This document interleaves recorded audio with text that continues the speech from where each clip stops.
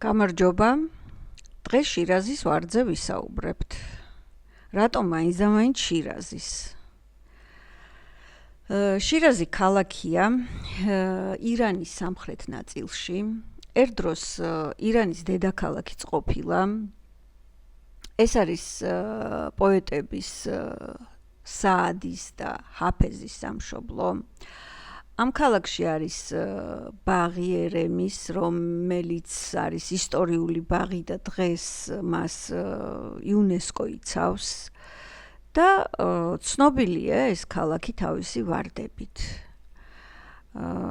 საადიც და ჰაფეზიც ხშირად ხმარობენ ამ გამოთქმას შირაზის ვარდი და ალბათ ამ მათი პოეზიიდან, მათ თარგმანებიდან ეცნობოდა ის, ვინც კითხულობდა ამ პოეზიას, ეცნობოდა, მერე ხალხში ვრცელდებოდა და ასე გავრცელდა და არა მარტო ხალხში, ჩვენ ქართულ ლიტერატურაშიც ხვდებით, მაგალითად იოსებ გრიშაშვილს აქვს ესეთი ლექსი, როცა გიყვარდი, იქ არის ესეთი სტროფი, როცა გიყვარდი, ბევრჯერ შევაქეთ ჩვენი ტუჩების შირაზის ვარდი, ჩემი აღმართი მიგაჩნდა ვაკედ, როცა გიყვარდი. და არ შემიძლია არ გავიხსენო აკა მორჩილაძის Made in Tiflis-ი, სადაც პლეხანოველი მოგელა თავის საყვარელ ქალს სწორედ შირაზის ვარდს დაარქმევს და ერთ-ერთ ადგილას, ძალიან მომწონს ეს ადგილი, ესე ეძახის ძალიან პლეხანოვურად, ოე შირაზი.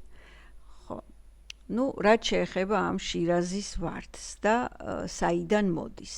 მაგრამ ჩვენ ქართველებს არა მარტო შირაზის ვარდი გვყავდა და გვქონდა, ჩვენ სხვა ვარდიც გვყავდა და ეხლა ვინაიდან ტიფლისი ვახსენე, ვინაიდან წინა ვიდეოში ძველი თბილისი გავიხსენე და შევაფხიზლე ცოტა ძველი პირველი ოპერით და ასე შემდეგ. ეხლა მინდა ისევ ამ გოლოვინსკის გამზირს ავუყვეზევით, ჩავუარო მეფის ნაცვლის სასახლეს, შევჩერდე ალექსანდროვის ბაღთან, ალექსანდრეს ბაღთან უფრო სწორედ, რომელსაც მაშინ ყაბახი ერქვა.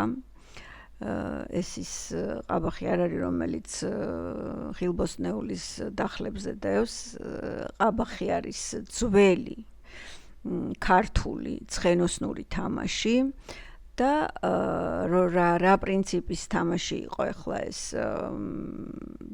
არის მაღალი ძელი, ძელზე დგას ზევით თასი და მხედრები, ამხედრებული, მშვილდისრით შეიარაღებული, უახლოვდებიან რაღაც ნიშნულამდე ამ ძელს და შემდეგ უკვე ისრით უნდა ჩამოაგდონ თასი. ეს არის ამ ძელს ქვია ყაბახი, თამაშსაც ყაბახი ქვია და იმ საასპარესო მოედანსაც, სადაც ესე იგი ეს შეჯიბრი მიმდინარეობს, იმასაც ყაბახი ქვია.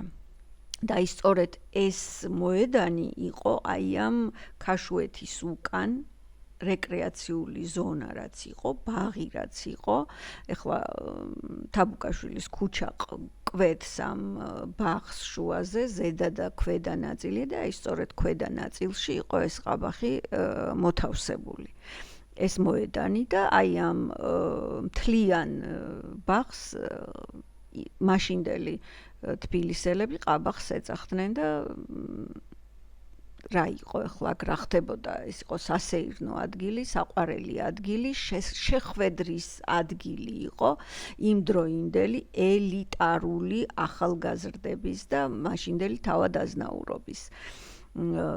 გუნდ-გუნდად დადიოდნენ ქალები, ვაჟები, ეცნობოდნენ ერთმანეთს, ათვალიერებდნენ ერთმანეთს, უყვარდებოდათ ერთმანეთი, იქნებოდა ოჯახები, მოკლედ ამ ბაღის ხშირი სტუმარი იყო ჩვენი გენიოსი პოეტი ნიკოლოზ ბარათაშვილი, რომელსაც ასევე ლექსიც აქვს მიძღვნილი ამ ბაღის თვის და ამ ლექსს ქვია ყაბახზეთ. შეგიძლიათ წაიკითხოთ, მე ხლა არ ვაპირებ ამ ლექსის წაკითხვას. და ეხლა ცოტა ხანს დავტოვოთ ნიკოლოზ ბარათაშვილი ამ ბაღში და გავაგრძელოთ გზა ისევ გოლოვინის პროსპექტზე და მივადგეთ დღევანდელი ალექსანდრე ჭავჭავაძის ქუჩას, რომელსაც მაშინ დავითის ქუჩა ერქვა. სწორედ ამ ქუჩაზე ცხოვრობდა ალექსანდრე ჭავჭავაძე თავისი ოჯახით, 4 შვილი, 2 უფროსი ქალიშვილები ნინო და ეკატერინე, შემდეგ დავითი და პატარა სოფიო.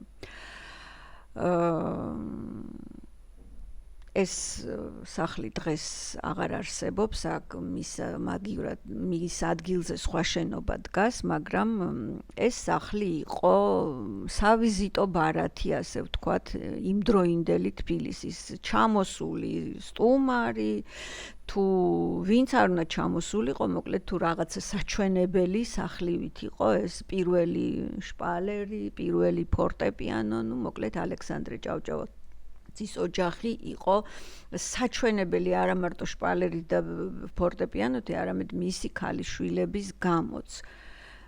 ნინო ჭავჭავაძე, როგორც იცით, გახდა შემდეგ ალექსანდრე გრიბოედოვის მეუღლე და ეკატერინე ჭავჭავაძე, რომელიც სამეგრელოს ბოლო უკანასკნელი დედოფალი იყო და ის სწორედ ეკატერინეზე მინდა შევჩერდე. არა მარტო ამ დავითის ქუჩაზე ჰქონდათ ჭავჭავაძეებს ეს სახლი, არამედ მათ დიდი მამული ჰქონდათ ასევე წინანდალში და წინანდალიც იყო ცნობილი თავისი ბაღით, თავისი ვარდებით, ძალიან კარგი ბაღი ჰქონდათ, მოკლედ განსაკუთრებული ესე იგი იშვიათი ჯიშის ხეებით, მცენარეებით და ლაბირინთი ჰქონდათ იქ ძალიან ლამაზი და იშვიათი ბაღი ჰქონდათ. და გრიგოლ ორბელიანი, იცით ყველამ, ჩვენი პოეტი, გენერალი, რუსეთის სამსახურში, ესე იგი ჩამდგარი ქართველი პოეტი, ასევე ნიკოლოზ ბარათაშვილის დედის ძმა, ბიძა, უწერს ეკატერინე ჭავჭავაძეს ასეთ ლექსს. წინანდლის ვარდო. და წავიკითხავ ახლა მე ამ ლექსს, იმიტომ რომ ზეპირად არ ვიცი. წინანდლის ვარდო, სულითა ტრედო, გულითა წმინდავ, ვითა მთის წყარო, ვითა ცისკარო, ხარ მოცინარი, რომე მნახველის გული ახარო. აი შირაზის ვარდი ხო ვიცით, უკვე ვიცით. და ჩვენ გვყავდა წინანდლის ვარდიც. წინანდლის ვარდი უყვარდა ნიკოლოზ ბარათაშვილს. წამოვიყვანოთ ახლა იმ ბაღიდან, გამოვიყვანოთ ეს ჩვენი გენიოსი პოეტი და მოვიყვანოთ ეკატერინე ჭავჭავაძემდე. და რატომ არის ეს ორი ადამიანი ერთმანეთთან ესე დაკავშირებული? თავდავიწყებით უყვარდა ტატოს, ნიკოლოზ ბარათაშვილს ეკატერინე ჭავჭავაძე, მასზე 2 წლით უფროსი, ბავშვობიდან ერთად შეზრდილები. მაგრამ ეკატერინე ჭავჭავაძე ვერ პასუხობს მას იმ სიყვარულით, რომელსაც ტატო მისგან მოევლის. მაგრამ ვერ ვიტყვი, რომ ეკატერინეს ტატო არ უყვარდა, ის ძალიანაც უყვარდა მას და ძალიანაც აფასებდა მას როგორც ადამიანს, როგორც მეგობარს, როგორც პოეტს. და აი როგორც პოეტს კიდევ გამოჩნდება ჩემს საუბარში შემდეგ.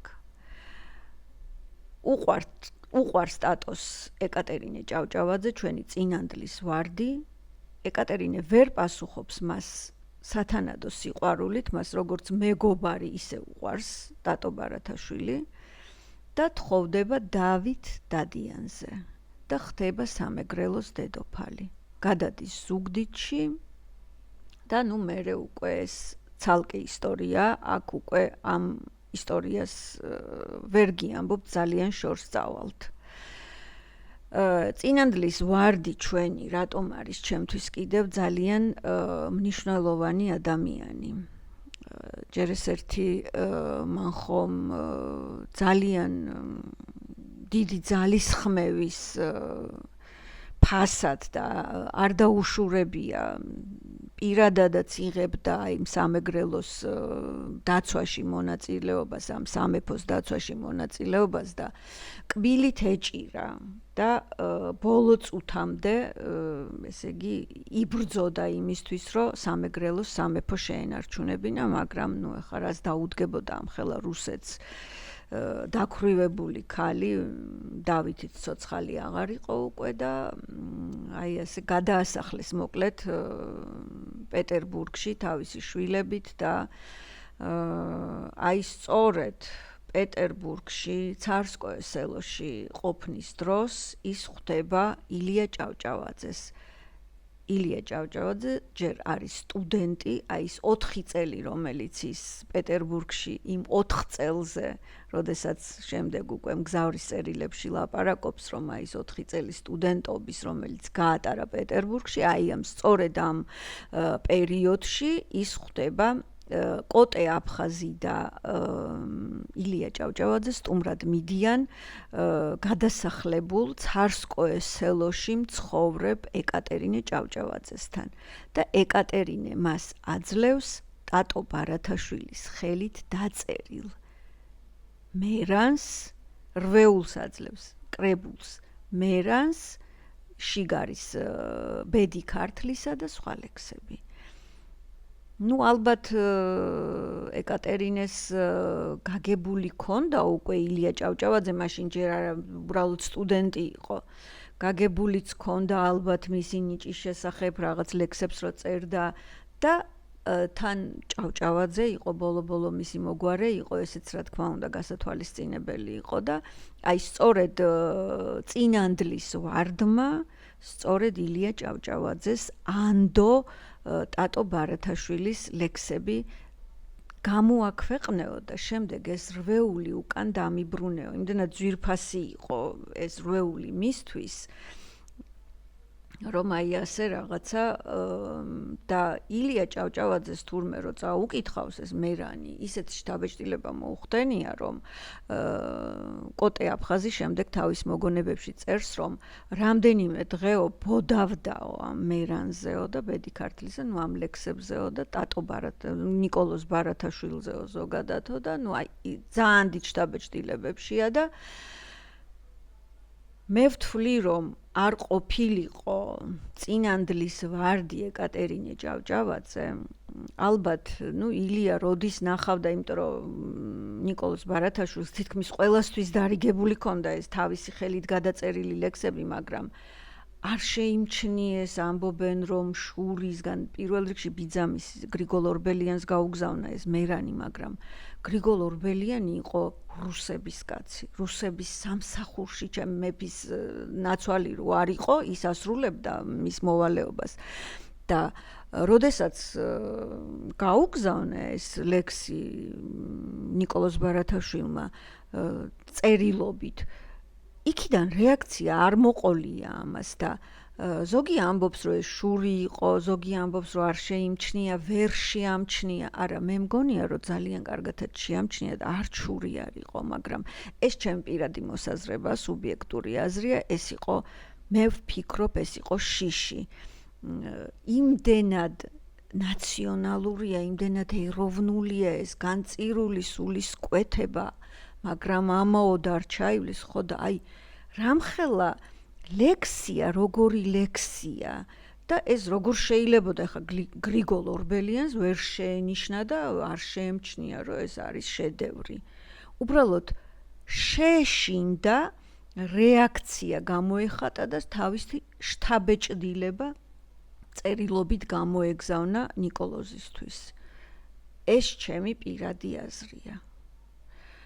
იმიტომ რომ უკვე და სხვებმაც ვერ შეიმჩნიესო, ერთმა მეგობარმა მკითხა, ნუ თუ ეხლა კაიო იმან ვერ შეიმჩნია, სხვებმაც ვერ შეიმჩნიეს და ვინ იყვნენ მისი მეგობრები, ვინ იყვნენ რუსების სამსახურში ჩამდგარი გენერლები, ეს ფორმიანი სამხედრო ფორმი, ჩინმენდლების მოჟღარუნე ხალხი, რომელიც ყველა რაღაცა თანამდებობაზე იყო და რომელს უნდა შეემჩნია და რომელს უნდა ეთქვა, რომ აუ ხო ეს მით უმეტეს აგერ 32 წლის შეთქმულება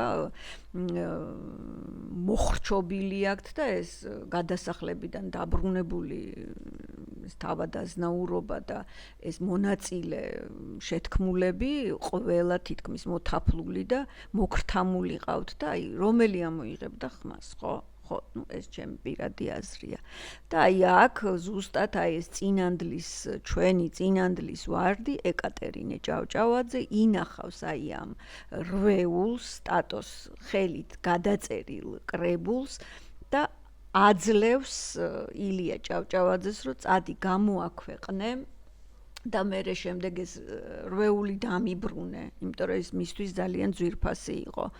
რომ არა ეკატერინე ჭავჭავაძე მე მგონი ჩვენ ძალიან დიდხანს გაიწელებოდა კიდე ილიას ვინ მიაწვდიდა აბა ხამ ლექსებს და ილია წამოვიდა მე ეს ხდება 1860 წელს ეს რვეულის გადაცემა 61-ში უკვე პეტერბურგიდან ბრუნდება ილია და სწორედ აი მაშინ წერს გზავრის წერილებს და აქედან უკვე იწყება მისი სრულიად სხვანაირი აზროვნება, ეს ეროვნული, ეს ნაციონალურია და უკვე მე ვფიქრობ, რომ ძალიან დიდი გავლენა იქონია ნიკოლოზ ბარათაშვილის ლექსებმა და შემოქმედებამ ილიას შემდგომ უკვე გეგმებზე და მის ცხოვრებაზე.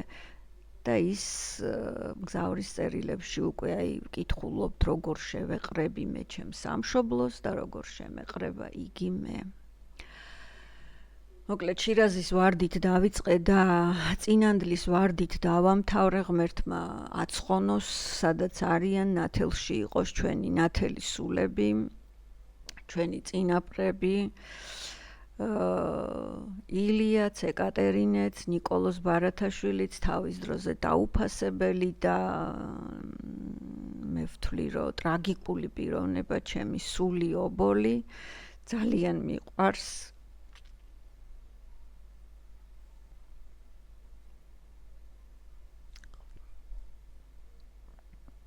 ხო და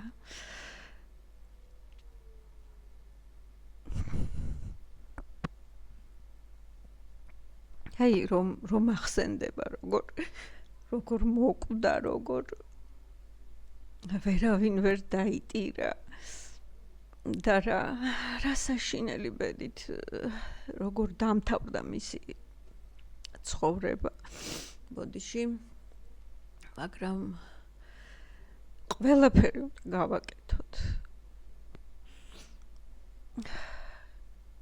რომ ამ ადამიანების აი ეს გეგმები, სურვილები შევასრულოთ და